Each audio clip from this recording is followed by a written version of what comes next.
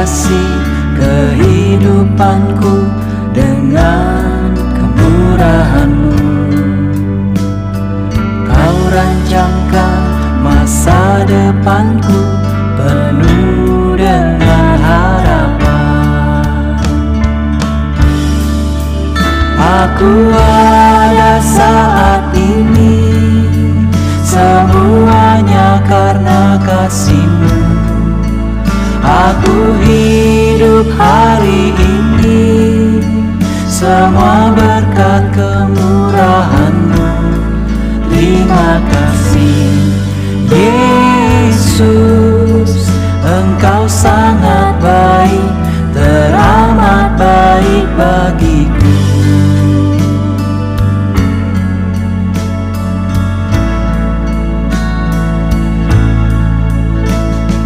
Kau hiasi kehidupanku dengan kemurahan-Mu. Kau rancangkan masa depanku penuh dengan harapan. Aku ada saat ini, semuanya karena kasih-Mu. Aku hidup hari ini, semua berkat kemurahan-Mu. Terima kasih Yesus, Engkau sangat baik, teramat baik. Aku ada saat ini, semuanya karena kasih-Mu. Aku hidup hari ini, semua berkat kemurahan-Mu. Terima kasih Yesus, Engkau sangat baik, teramat baik bagiku.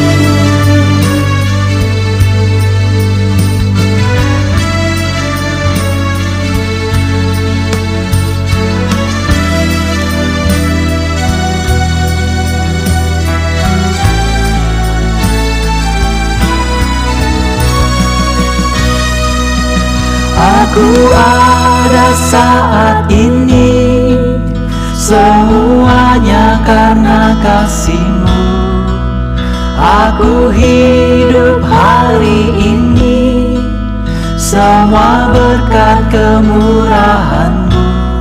Terima kasih Yesus, Engkau sangat baik, teramat baik. Aku ada saat ini, semuanya karena kasih-Mu. Aku hidup hari ini, semua berkat kemurahan-Mu. Terima kasih Yesus, Engkau sangat baik, teramat baik bagiku. Yesus, Engkau sangat baik, teramat baik bagiku.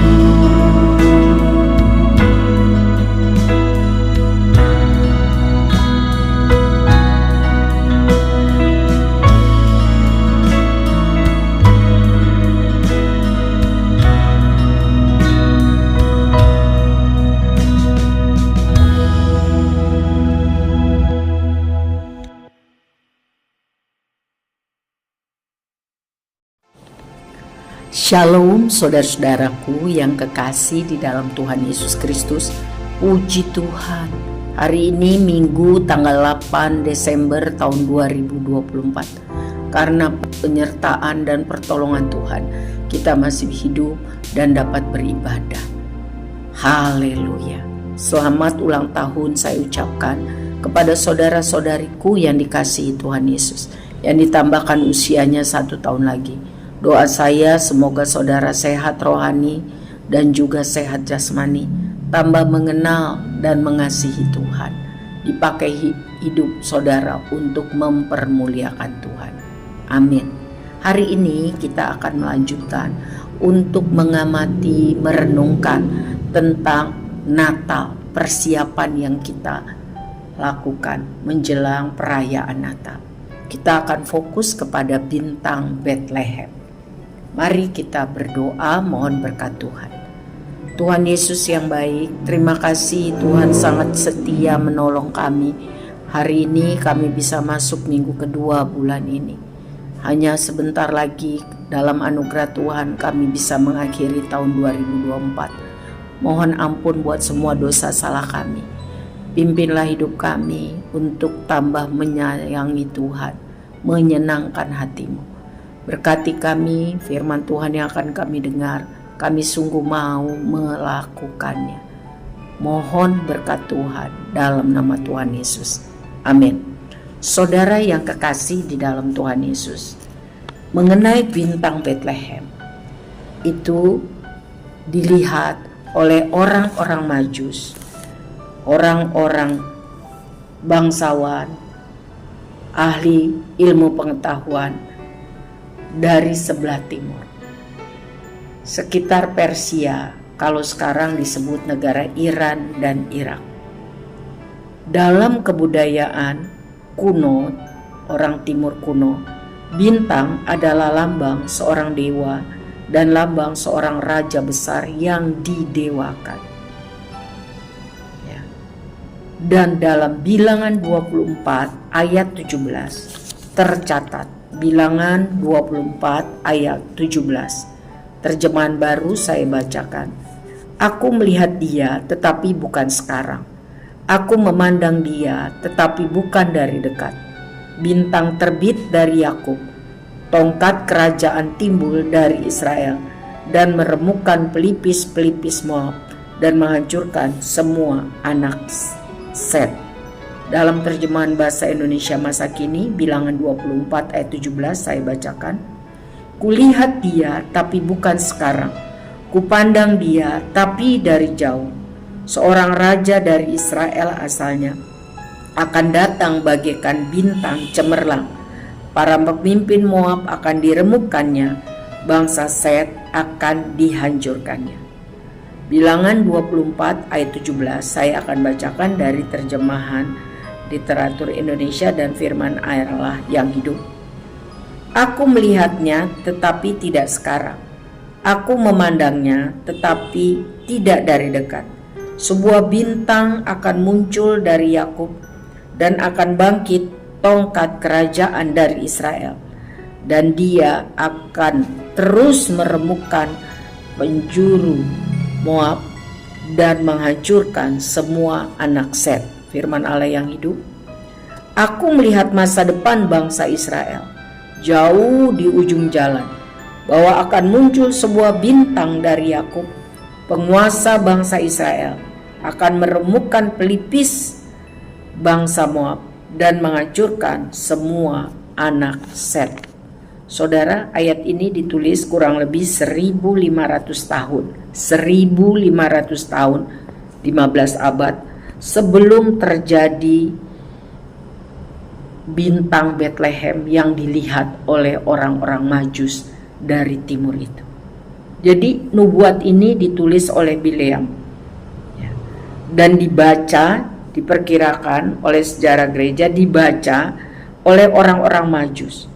Sehingga inilah yang penyebabnya mereka melihat bintang yang tidak biasa di atas daerah Yudea. Mereka bertanya-tanya tentang dia. Dan Matius 2 ayat 2 mencatat bahwa orang-orang Majus dari timur itu, para bangsawan dan orang-orang ilmu pengetahuan itu bertanya, di manakah raja orang Yahudi yang baru dilahirkan itu? Di manakah raja orang Yahudi yang baru dilahirkan itu? Jadi mereka percaya bahwa bintang itu bukan bintang biasa, tapi bintang istimewa tentang seorang raja besar yang sangat berkuasa dan patut disembah. Saudara-saudaraku, pada zaman itu, pada zaman yang lalu, bahkan sampai saat ini pun, Banyak orang menyembah dewa-dewa langit seperti matahari, bulan, dan bintang. Tetapi kita tahu bahwa itu tidak benar. Ya, hanya Tuhan yang kita kenal dalam nama Yesus Kristus itu yang harus disembah.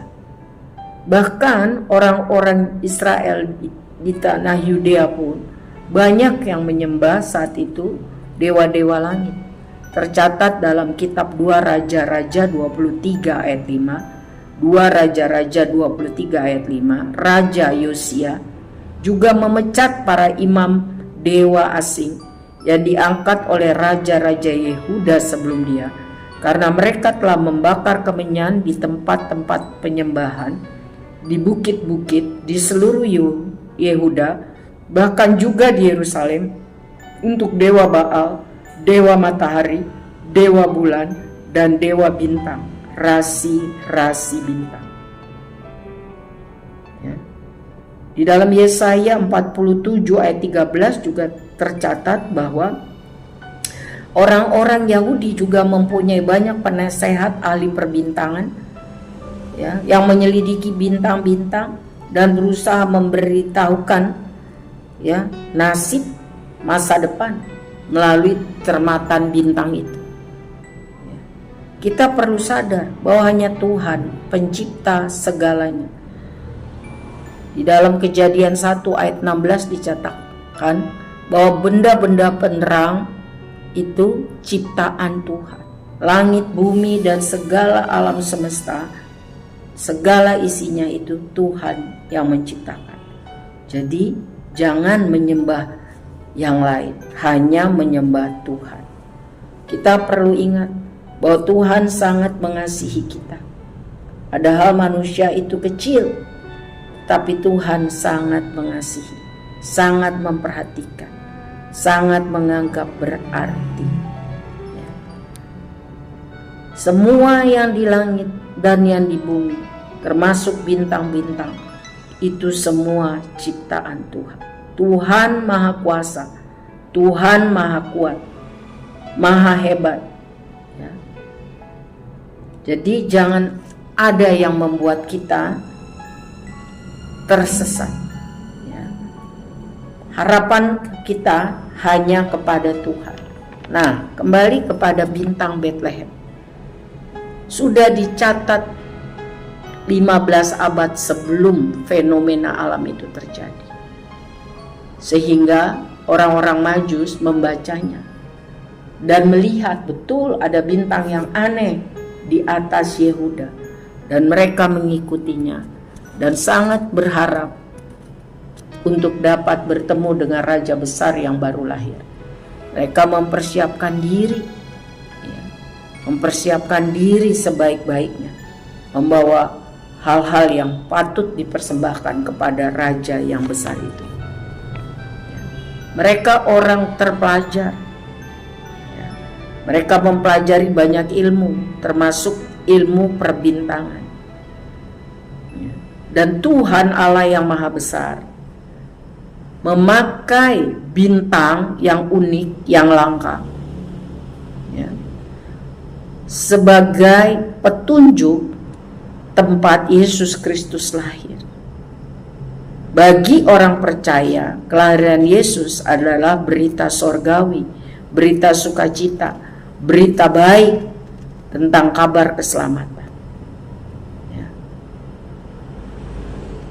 Tetapi bagi orang Majus saat itu, mereka belum mengerti, mereka pikir ini fenomena alam yang menunjukkan raja yang besar. Mereka belum mengerti Yesus itu juru selamat. Yang mereka tahu ini luar biasa, ini raja yang besar.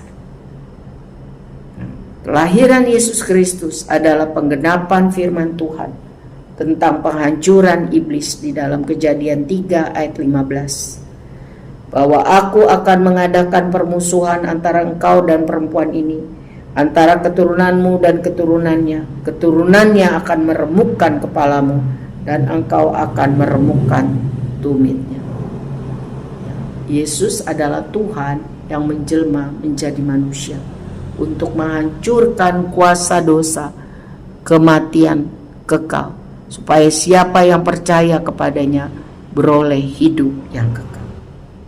Nah, belajar dari orang Majus yang meresponi tanda alam yang dipakai Tuhan untuk menuntun mereka berjumpa dengan Yesus Kristus, menyembah, ya, mempersembahkan hidup, ya, dan menaati kehendaknya. Menurut sejarah gereja, sesudah orang Majus pulang ke negerinya, merekalah orang-orang yang pertama mensiarkan, memberitakan berita Injil. Kekristenan yang pertama di daerah Persia, Iran, dan Irak diduga keras disampaikan oleh orang-orang Majus yang sudah berjumpa dengan Kristus. Orang-orang Majus segera meresponi, ya. Walaupun banyak yang mereka belum ketahui, tetapi mereka respon kepada tanda-tanda itu, sehingga akhirnya mereka berjumpa dengan Kristus. Saudara, Tuhan itu Maha Kuasa. Tuhan dapat memakai apa saja dan siapa saja untuk menggenapi rencananya. Rencana Tuhan ialah supaya setiap orang yang percaya dapat beroleh hidup yang kekal. Rencana Tuhan adalah supaya manusia dipulihkan dari perbudakan dosa, dibebaskan, dimerdekakan, dan diselamatkan, sehingga dapat memperbarui persekutuan yang indah dengan Tuhan yang sudah terputus karena dosa. Jadi Tuhan bisa pakai apa saja, siapa saja untuk menggenapi rencananya.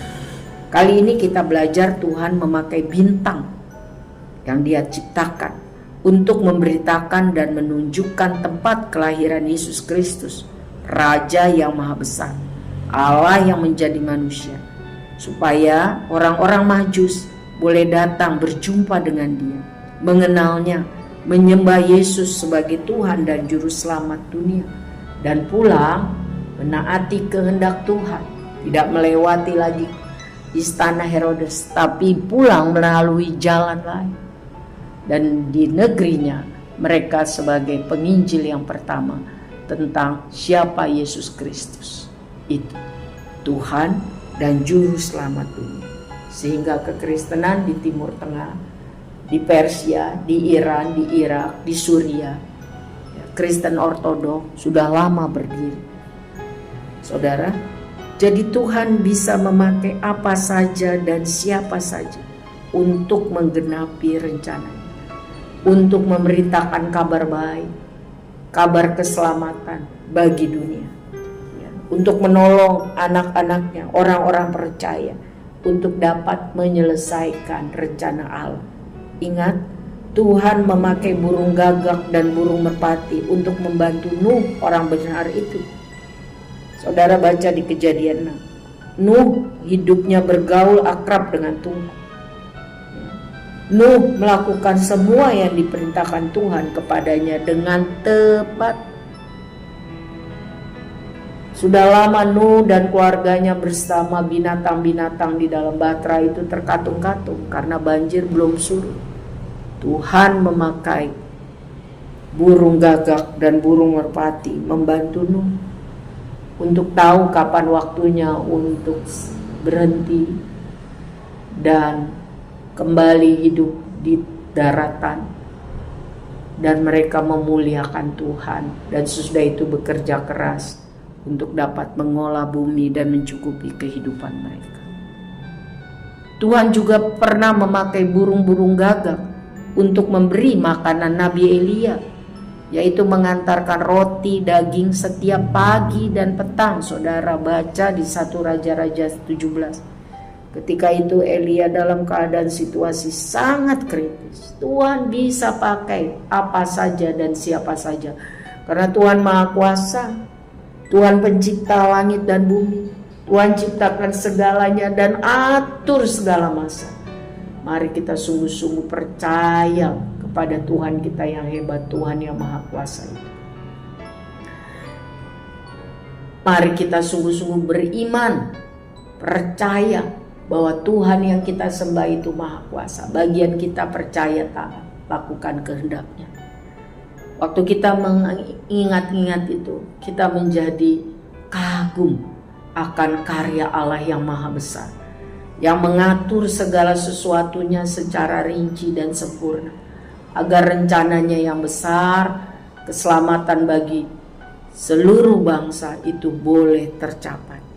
Tuhan juga memakai janda Sarfat yang sangat miskin untuk memberi makan pada masa Nabi Elia kelaparan, pada masa orang-orang banyak kelaparan.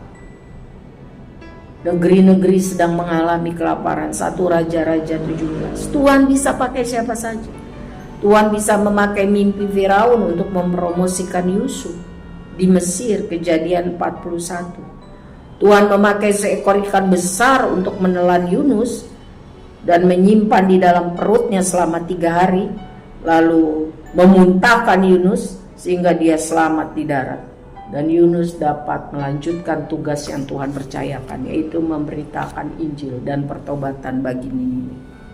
Jadi saudaraku yang kekasih, pelajaran yang kita lihat dari cerita ini, bahwa Tuhan kita Maha Besar, Tuhan kita Maha Kuasa. Tuhan pakai bintang Bethlehem atau bintang Natal itu untuk menuntun, mengarahkan orang Majus dari timur, sehingga sampai ke tempat di mana Yesus ada, dan mereka menyembah Dia dan mempersembahkan emas, mur, dan kemenyan. Hanya Tuhan yang patut disembah. Dia pencipta alam semesta. Keledai pun bisa dipakai Tuhan untuk menegur Bileam yang salah bertindak. Apapun, siapapun, Tuhan bisa memakai apa saja dan siapa saja untuk melaksanakan kehendak-Nya. Sebab itu, pertama, mari kita sungguh-sungguh hormat kepada Tuhan, sungguh-sungguh percaya dan taat kepada kehendak-Nya tiap hari. Dan mari kita bilang, Tuhan pakai saya untuk menggenapi rencana-Nya. Rencana-Mu. Orang yang sungguh-sungguh hidup hormat kepada Tuhan, mengasihi Tuhan, takut akan Tuhan, Alkitab bilang dia diberi hikmat, kebijaksanaan untuk hidup mempermuliakan Tuhan. Masa depan sungguh ada dan harapan tidak akan hilang. Mari kita hidup memuliakan Tuhan. Mari kita menyenangkan hati Tuhan. Jangan tunda-tunda, segera responi kehendak Tuhan. Tuhan bisa pakai apa saja dan siapa saja untuk menggenapi rencananya. Maukah kita dipakai Tuhan? Tuhan bisa pakai apa saja, siapa saja, sesuai dengan kapasitasnya, saudara. Karena orang Majus itu tinggalnya jauh, mereka orang pintar dan orang kaya, maka sesuai dengan keadaan dan kapasitasnya Tuhan pakai dan proses mereka. Beda dengan apa yang Tuhan lakukan pada gembala-gembala. Beda dengan apa yang Tuhan lakukan kepada Maria dan Yusuf. Mari responi kehendak Tuhan, hormati Tuhan, dan mari kita lakukan bagian kita masing-masing. Kalau kita hidup, itu karena Tuhan masih memberi kesempatan. Mari lakukan hal-hal yang menyenangkan Tuhan. Beritakan Injil kepada banyak orang. Karena di hati Tuhan adalah Tuhan mau supaya sekalian manusia ini boleh percaya kepadanya dan diselamatkan. Apa bagian saudara? Apa bagian saya? Lakukan yang terbaik. Mari kita sungguh-sungguh hormat dan sungguh-sungguh tunduk kepada pimpinan Tuhan di dalam hidup kita. Senang, susah, sehat, sakit, cukup maupun kekurangan bisa saja datang silih berganti. Tetapi Tuhan tetap, ya Immanuel, bagi orang-orang yang hidup berkenan kepadanya.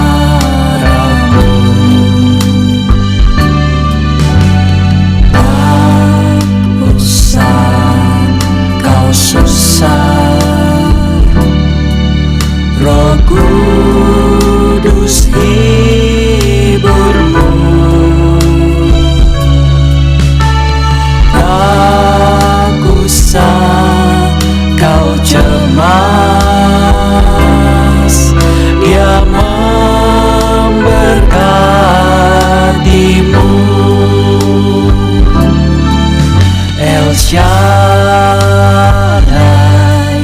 El Shaddai, Allah Maha Kuasa.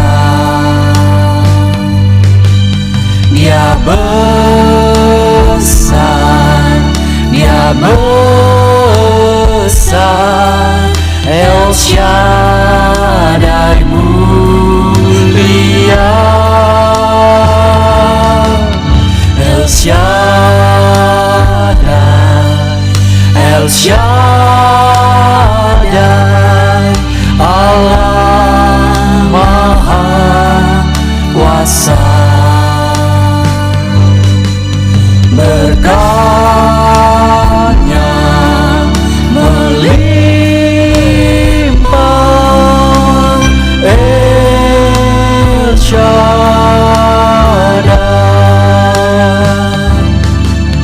El Shaddai, El Shaddai, Allah Maha Kuasa. Dia besar, Dia besar, El Shaddai mulia, El Shaddai, El Shaddai, Allah Maha Kuasa. Berkatnya melimpah, El Shaddai. Berkatnya melimpah, El Shaddai.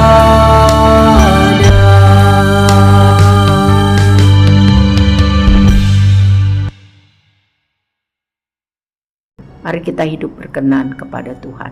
Mari berdoa. Bapa, terima kasih.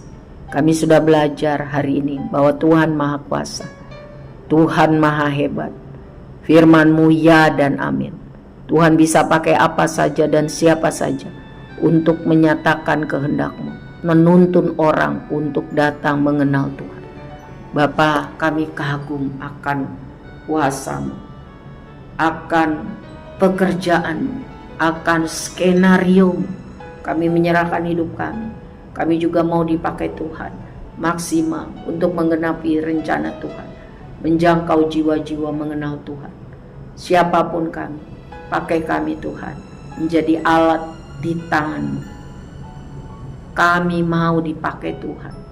Kami mau dipakai Tuhan menggenapi rencana-Mu, menjadi orang-orang yang bisa menceritakan kepada banyak orang tentang perbuatan Tuhan yang besar yang kami alami. Kami mau lebih mengenal Tuhan, dan kami mau lebih menyenangkan hati Tuhan. Kami mau dipakai Tuhan untuk menggenapi kehendak-Mu, menjangkau jiwa-jiwa. Masalah kami Tuhan tahu, kami sungguh-sungguh menyerahkan kepada-Mu, karena Engkau Bapa kami yang berkuasa, dan Bapa kami yang sungguh hebat, dan Bapa kami yang sangat mengasihi kami.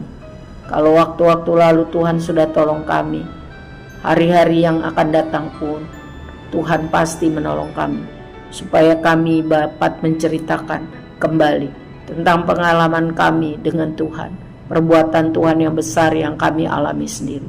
Kalau di antara kami ada yang sakit, kami mohon dalam nama Tuhan Yesus, sembuhkanlah, supaya kami dapat sehat kembali dan dapat melayani Tuhan.